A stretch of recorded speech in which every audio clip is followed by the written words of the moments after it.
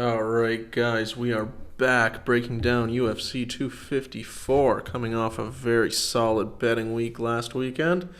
Make it 2 for 2 on profitable weeks here. We are going to jump right into the fights here. First fight of the night, Joel Alvarez against Alexander Yakovlev. Alvarez, 2-1 in the UFC, coming in at minus 175 on the betting line. Alexander Yakovlev can be had for plus 150. 3-5 in the UFC doesn't look super fantastic, but he is a really strong wrestler. He should look to use that in order to have some success here, because I don't think either one of these guys are going to knock each other out. But I think Alvarez has the slight advantage on the feet. Alvarez, if you look at the betting odds, you'll see his prop for getting a submission real low. I don't think that's going to happen. I think Alvarez is going to have a lot of problems trying to take Yakovlev down. And Alvarez, is he going to get a submission off his back? That would be probably the number one way I see him winning this fight inside the distance. Probably goes to a decision. I think this is, the last fight Alvarez won was a little bit ridiculous. This opponent just putting his head straight into a guillotine for no apparent reason whatsoever. With that said, Yakovlev plus 150 will tell you Yakovlev didn't look fantastic at the weigh-in. So, I don't know. This is not my favorite bet of the night, but if you really want action on the first fight of the night, I would lean more towards Yakovlev, because I think this is pretty close to a 50-50 fight. You're getting the plus 150 price tag on Yakovlev. That's where I'm going for the first fight of the night. On to the next. Liana Jojo of Georgia. She is 8-3 overall. She's 2-0 in the UFC. Miranda Maverick is coming back. 9-2 overall, but this is her UFC debut. Now, Miranda Maverick has not been fighting complete randoms.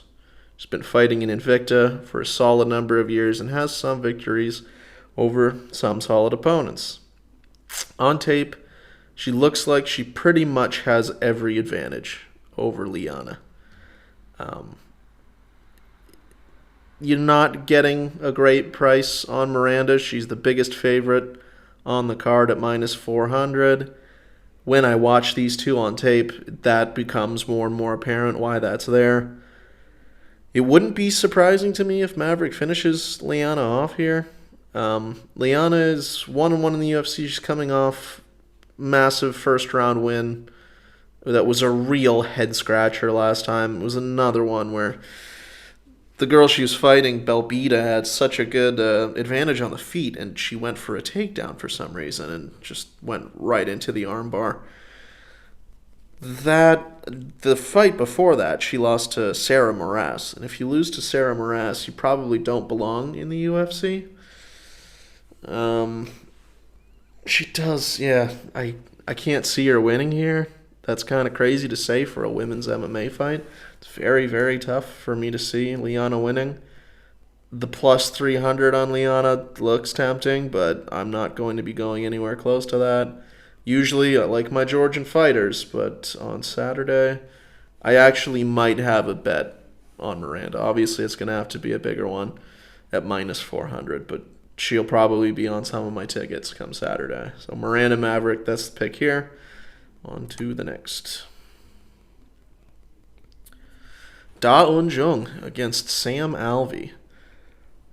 Da Un Jung, minus 350 coming into this fight. He's 2-0 in the UFC. And of his 13 overall wins, only one of those has gone to a decision. So he's not uninterested in finishing fights early. Dude's shown a great chin. He is the much bigger guy and should have a pretty big athletic advantage in this one. The crazy thing about Da Un Jung, looks like he's consistently getting better. Watching his last few fights, he looks like he's really starting to put some stuff together.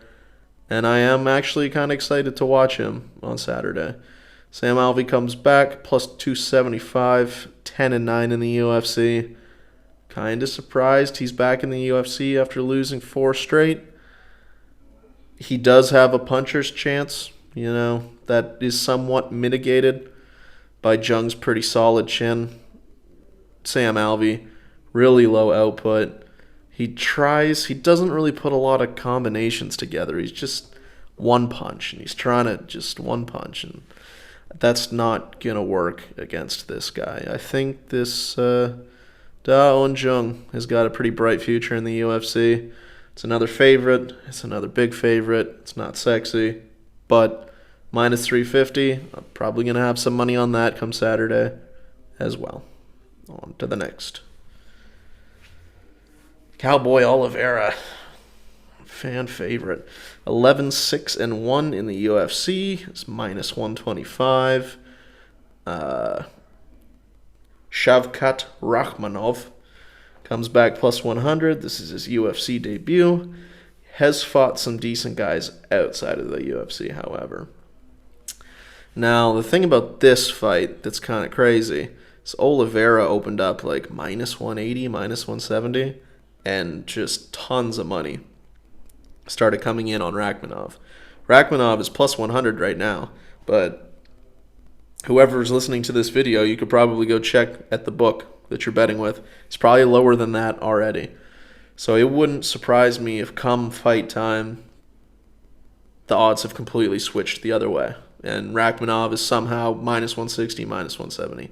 I don't know when the money's going to stop coming in on him, but it's been pretty consistent support for Rakhmanov from the start. Can kind of see why. This is a somewhat short notice fight for Oliveira. He's got a questionable gas tank, especially being older. Had a very soft matchup last time against Sabata, too, who retired after that fight. So, the odds definitely were wrong from the start.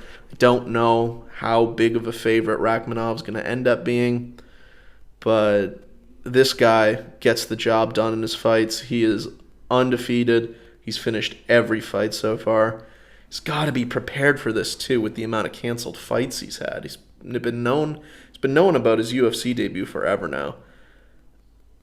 It's kind of tough to chase steam like this on Rakhmanov, but I think I'm going to go with Rakhmanov, too. I think the thing that sealed it for me here is that he looked real good on the scale. That's like just kind of the icing on the cake for me. I was doing film study for this before the weigh-ins, obviously. That was a little bit of the icing on the cake. I think I'm going with Rakhmanov here. I got plus 100. Again, don't know where the line's going to end up. Don't know what the proper line ends up being, but don't be surprised if he's a pretty big favorite come Saturday. Nathaniel Wood against Casey Kenny. This one's going to be fought at catchweight, 140 pounds. These guys are usually bantamweights, so I'm not sure what happened with the weight here, but Casey Kenny, 4-1 in the UFC. He is minus 188 in this one. Nathaniel Wood, 4-1 in the UFC, exact same. Comes back at plus 162. Start with Casey Kenny. Casey Kenny has sick cardio. Dude, not interested whatsoever in getting tired. He's got really good grappling, solid leg kicks, which definitely could come into play in a fight like this. It's really solid volume overall for a fight that's likely to go to the judges' scorecards. Don't think either of these guys are going to finish each other, even though they're both fighting at a catchweight now. Those kicks, almost every kick in the UFC gets counted as a significant strike. The judges are usually terrible. I think Casey Kenny can really slow Nathaniel Wood down here with those kicks. His only loss in the UFC was against Merab Dvalishvili. I can kind of forgive that because Merab at 135 pounds is an absolute nightmare for pretty much anyone. So I like Casey Kenny here quite a bit. Nathaniel Wood, the one thing I notice about him is that it doesn't look like he likes getting hit. It's a pretty weird thing to say, but he doesn't look like he takes shots very well. And with this being at 140 pounds now, you kind of wonder just how much he can take if Casey Kenny really gets into a groove. He does have a lot of output himself, though. He's a really hot prospect. This is a really close fight. But I do question his defensive skills a little bit, and I think Casey Kenny can land more, and that's obviously going to matter in a fight that I think is going to go to the judges' scorecards. So for me, I'm probably going to have minus 188 Casey Kenny this Saturday. On to the next. So that's an interesting one. Stefan Struve, good old 7-footer, minus 110 out of the Netherlands, 13-10 in the UFC. Tai Tuivasa comes back, minus 110. It's a straight pick'em. He is 3-3 in the UFC, and he is coming off a 3-fight losing streak, however. We'll start off with the skyscraper, Stefan Struve. Fan favorite in the UFC, and has been with the organization since 2009. So you would think this guy's in like his early 40s. Dude's just 32, which kind of caught me off guard a little bit because he's already been retired, and it feels like he probably should retire.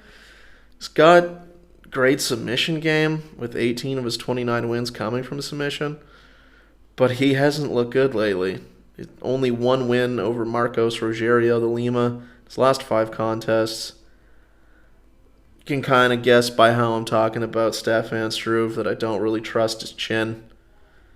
Tuivasa, you know, what he's going to go out there and try to do. But the thing about Tuivasa is he very well might be fighting for his roster spot here coming off of 3 straight losses. And that can play with your head quite a bit. And Tai Tuivasa, he's good for 1 round. If he gets it done in round 1, well, you're dancing with your Tai Tuivasa tickets. But you probably are getting worried if you bet on Tai Tuivasa straight up on the money line if this fight gets out of the first round.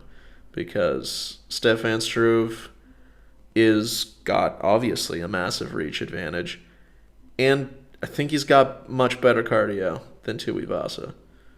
So I am going to go with Tuivasa. He's the younger guy. I think he's going to straight up knock him out in the first round. If you want to go for that prop, I think that makes a lot of sense, as opposed to just the straight up minus 110. For the purposes of the video, I'm just going to take the minus 110 on Tai Tuivasa, and we will move on to the main card. Fun one. Magomed Ankalaev against Ian Cutelaba. These guys fought last time, and this was the fight where Cutelaba pretended he was injured, like Anderson Silva or something, and, you know, it was an awful stoppage, but, I mean, I don't know what he was thinking. Ankalaev minus 300, Cutelaba plus 240, Ankalaev 4-1 in the UFC, Cutelaba 4-4 in the UFC. Ankalaev has a really solid advantage in this one in the striking department. Not in terms of power, but in terms of technique. He's technically sound striker, unlike Ion Cutelaba, who's going to come with these just looping attacks. I mean, if one of those lands, he definitely could put Ankalaev out, but I doubt it. I definitely doubt it. Ankalaev, great gas tank. Should be the fresher fighter going into the later rounds. I'm kind of thoroughly unimpressed with Cutelaba's resume in the UFC overall. If you go back and look at the people that he's beaten and the people who have beaten him, I know he's called the Hulk, but I feel like if the Hulk was real, he would be undefeated in the UFC. Ion Cutelaba, not doing it for me. Magomed Ankalaev, not sexy, minus 300. That kind of sucks, but I think he's got just about in every department the advantage. Cutelaba, it's a cage fight. He can knock him out. But does that happen that often, that minus 300 all of a sudden doesn't make sense? Not for me. I think minus 300 does make some sense here. It's enough for me. I'm going to go with Ankalaev. Yeah, this is a weird one. If there was a fight to keep your hands off and not bet on this entire card, this is probably it. But let's break it down. Lauren Murphy, 5-4 in the UFC. She comes into this minus 250. Lilia Shakarova, plus 200. This is her UFC debut. She's coming into this, Shakarova, on a 3-fight winning streak outside of the UFC. But she has been fighting essentially the lowest level competition you possibly can, while still calling herself a pro. So we don't really have a lot of information on her at all. From the couple of fights that I did get to watch of her, she looks okay on tape, but if a girl like Lauren Murphy was fighting the people Shakarova was fighting, Lauren Murphy would look like a god. So, Lauren Murphy's not technically gifted, but boy, this was very apparent when I watched the weigh-ins. She's gonna have a strength advantage, and that just might prove to be too much for Shakarova. This isn't a fight I really want to bet on because there's so many question marks, but gun to my head, if I had to pick one, I'd be picking Lauren Murphy, but I wouldn't be feeling very comfortable about it at all. Let's definitely move on. That's a weird fight to have on such a massive fight card here, but it's a great opportunity for the two ladies, so maybe they put on a show. I like this fight. Phil Hawes, minus 275. This is his UFC debut, coming off of a first-round KO of Katsimurat Bushdayev on Dana White's Contender Series. Jacob Malkoon, 4-0 overall. This is his UFC debut, and he comes back at Hawes at plus 225. So for Hawes, at least he has a win in Bellator. It was just over a year ago. He's got some back class to him. He does like to get the job done early, coming into this one off the back of 4 first-round victories. They all came in the first round, so that's pretty impressive. He also looked incredibly good on the scales, from what I saw. Malkoon, again, he's got to be pinching himself a little bit that he's on a pay-per-view card like this after 4 overall pro wins. That's quite the spotlight to be put in. But his quality of competition outside of the UFC has been exceptionally low, really bad. So there's little known about him that I couldn't really find his age. That's how little is known about the guy. Tapology didn't have the age. It's kind of crazy. One of the few things we do know about him is that he's Whittaker's boy. He's his chief sparring partner. So there's that. I don't know what hand Whittaker would have had in getting him a spot on a pay-per-view, especially, what could possibly be the biggest pay-per-view of all time? Phil Hawes looked really, really good on the scale, and minus 275 is only there because there's so many question marks. There's question marks about both these guys, but there's a lot more question marks about Malkoon. I don't think his wrestling is that well. I don't think his wrestling chops are even close to what Hawes brings, or Hawes. I think Hawes is going to get the job done here, unless, this Malkoon guy is like a future champion. We look back on this wow, what was he even talking about? I haven't seen that much of Malkoon that impresses me, of the stuff that I was able to see. Philip Hawes, I think he gets the job done. Minus 275 seems fine to me. Let's move on to the next fight. Alexander Volkov against Walt Harris. Alexander Volkov, minus 175 here. He's 5-2 in the UFC. Walt Harris comes back plus 150, 6-5-1 in the UFC. So the weird thing, I just watched this in the weigh-ins. I was thoroughly expecting Volkov to come into this weighing less than Walt Harris. It was actually flipped the other way around. Alexander Volkov weighed in at the full 265, whereas Walt Harris was about 10 pounds under. And you kind of have to wonder, is that tactical stuff from Walt's team to try to extend his gas tank a little bit? Because he looks gassed in almost every fight after the first round.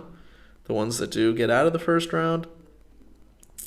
That's interesting to see what kind of work he's put in to that side of his game. Is becoming more of well-rounded martial artist, that he's going to be able to go 3 rounds with guys. And, that is rare most of the time in the heavyweight division, that you got guys that are as fresh in the 3rd round as they are in the 1st. But, Walt Harris's gas tank problems are pronounced. Absolutely. But that does make me wonder a little bit now about Alexander Volkov. How is he going to look? Is he going to be his old self with the weight? I'm not sure.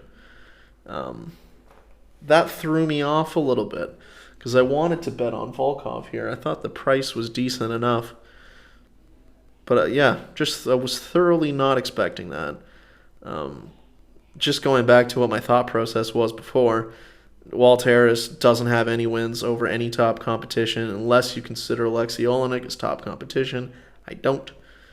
The gas tank struggles, again, maybe that's different now, but that was a big concern that I had. Walt Harris does hit real hard. If you watch his last fight against Overeem, there's a decent amount of MMA judges who would have stopped the fight. Walt Harris would have won. He was really putting it on Overeem. And I thought the fight was going to be called. Walt Harris ended up punching his arms out. Overeem came back and won the fight. It's a little sad because of, most people were going for Walt Harris that night, given what happened to him. I think, despite what happened on the scales today that threw me off, I'm still going to roll with Volkov. Minus 175 is a very square price. He's been fighting much tougher guys. And, losing to guys like Curtis Blades, that's nothing to hang your head in shame about. Alexander Volkov right there, minus 175, does make sense to me. We're going to move on to the co-main event of the evening. Robert Whittaker against Jared Cannonier. Now, this is pegged by the bookies, minus 110, pick 'em. And when I go through these guys, I'm pretty sure that those odds are pretty close to being correct. Robert Whittaker, 12-3 in the UFC. Cannonier, 6-4 in the UFC. Cannonier in this fight's going to have a pretty big size advantage. He's been steadily coming down in weight, and since he's become a 185er, he looks absolutely fantastic and somewhat unstoppable. If Cannonier wins, I thoroughly look forward to watching him and Izzy fight. But Robert Whittaker, here's my problem with Robert Whittaker. He's used to fighting in these 5-round fights. He starts so slow so often. I hope that doesn't happen here because it might ruin what would be a pretty awesome fight. But, boy, he didn't look great against Till. Wasn't really letting his hands go like he did when he was younger. But the one thing that I did notice about Whittaker was the same thing with Cannonier. Both these guys look absolutely fantastic on the scale. And I hope on Saturday that translates into a pretty killer fight. Because Robert Whittaker, we know what he can do. He's been awesome for a while now. And Cannonier looks totally rejuvenated, moving down to 185. It does overall feel like this guy's on the rise. Maybe Whittaker slightly on the down, just based on the tape that I watched. Cannonier looks unstoppable. And it feels like Whittaker's a little bit on his way down, even though he's still pretty young. My official pick here, Cannonier, minus 110. You obviously can go either way on this fight. I'm going with Cannonier. I don't think you can feel super confident either way. Cannonier's my dude for that fight. Moving on to the main event. Khabib Nurmagomedov against Justin Gaethje. So, Khabib, minus 350, 12-0 in the UFC. And although he has been mighty impressive in his UFC career, I do think he is human, and I do think he's beatable. There you go. I said it. Justin Gaethje, 5-2 in the UFC, comes back plus 275. Start off with Khabib here. Khabib should be the favorite for this fight, for sure.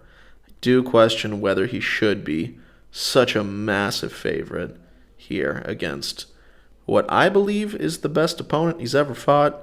I mean, were we that impressed with Khabib when he fought Conor? Conor was like more of a boxer then. It took him, into the 4th round to finish him. Conor landed like 100 strikes. And Conor's hopeless on the ground. It's like a gem mint matchup for Khabib. Now, Khabib was super impressive against a guy that I like quite a lot in Poirier. Khabib against Poirier shows up against Gaethje here. That's going to be a real fun fight to watch.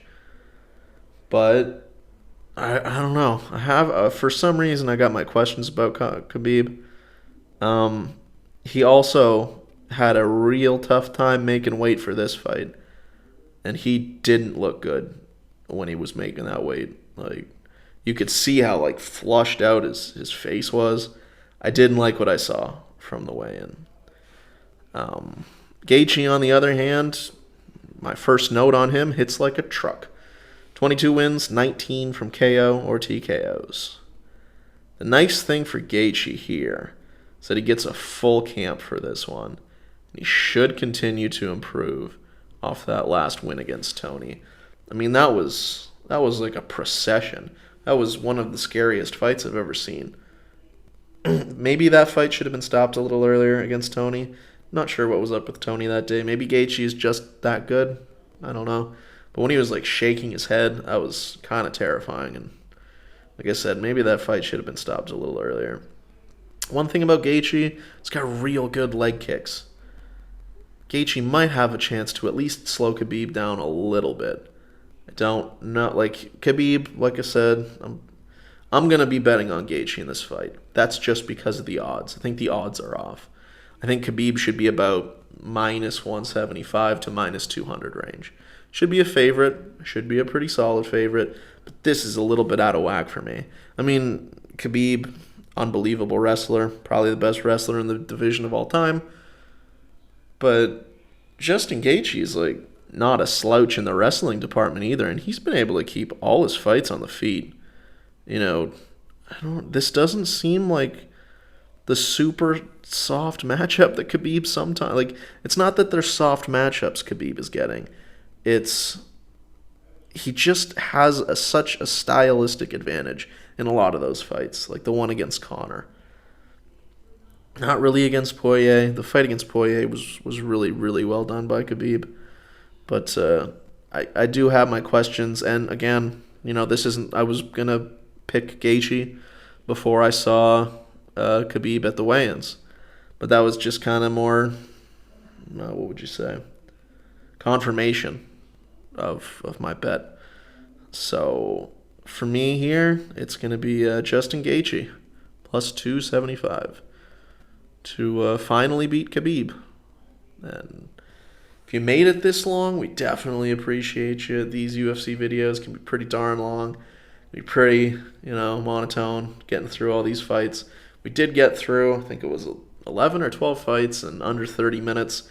So that's not terrible. Not trying to talk your guys' ear off here for 2 hours. Got you some picks. Look forward. Anybody wants to come say hi on Twitter, we'll be there. You can ask us any questions. You can send us a DM. We're all down for that. And, follow us on social media. Like I said, come over on Twitter. Come say hi. On the House Pick 1. Got the same avatar as we do have here on YouTube.